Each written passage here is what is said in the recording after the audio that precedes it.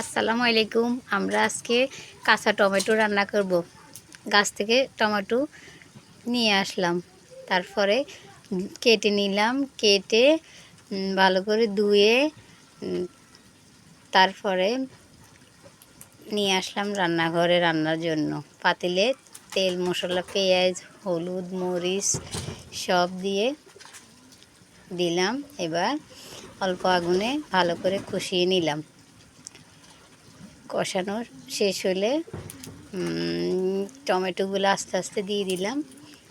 দিয়ে আস্তে আস্তে নেড়ে ভালো করে কষালাম।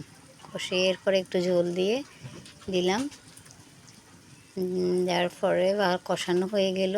এবার সিদ্ধ করে ডিম রাখলাম। তারপরে নারকেল বাটা দিব আমরা কাঁচা টমেটোতে।